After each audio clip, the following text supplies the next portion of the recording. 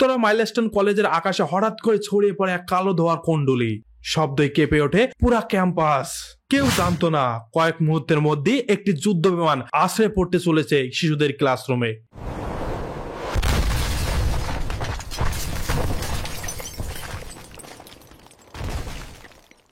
এটি দুর্ঘটনা ছিল নাকি অবহেলা, জানবো।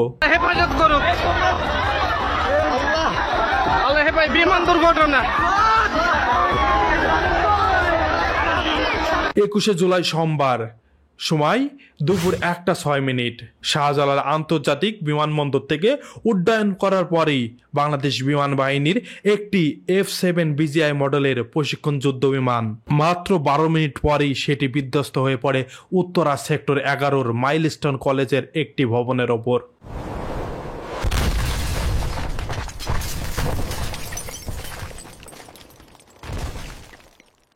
এই ভবনটির নিচে ছিল প্রাথমিক শাখা।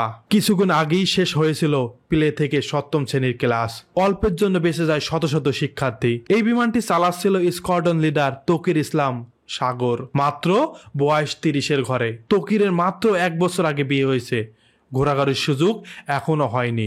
স্বপ্ন ছিল একজন দক্ষ স্কোয়াড্রন লিডার হয়ে দেশের আকাশকে রক্ষা করবেন, কিন্তু সেই আকাশে আজ তাকে গিলে ফেললো।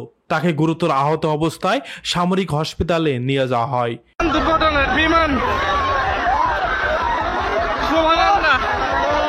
ল্যান্ডিং হয়েছে আনুমানিক 1টার দিকে।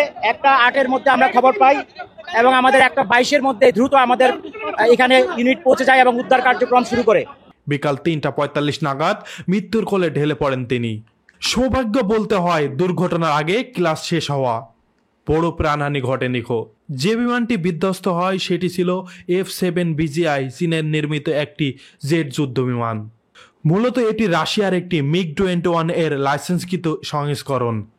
বাংলাদেশ বিমান বাহিনীর বহরে বর্তমানে প্রায় 30টির বেশি F-7 BGI আছে। এই যুদ্ধ বিমান মূলত স্বল্প পাল্লায় এয়ার টু এয়ার যুদ্ধ এবং গ্রাউন্ড আটকানোর জন্য ব্যবহৃত হয়। এগুলো হালকা, দ্রুত এবং প্রশিক্ষণের জন্য বাস্তব যুদ্ধে দুটির জন্যই ব্যবহৃত হয়ে থাকে।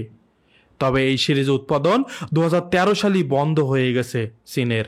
এই ঘটনা কেবল একটি প্রশিক্ষণ বিমানের নয়, এটি প্রশ্ন তোলে আমাদের প্রতিরক্ষা অবকাঠামোর নিরাপত্তা, নিয়ন্ত্রণ ব্যবস্থা, প্রশিক্ষণ, নিরাপত্তা নিয়ে। ভবিষ্যতে যাতে এইরকম মর্মান্তিক ঘটনা না ঘটে তার জন্য প্রতিটি বাহিনীকে সতর্কতা বাড়াতে হবে। শিক্ষা প্রতিষ্ঠানের উপর বিমান চলাচল এবং প্রশিক্ষণের এলাকা নতুন করে নির্ধারণ করা দরকার।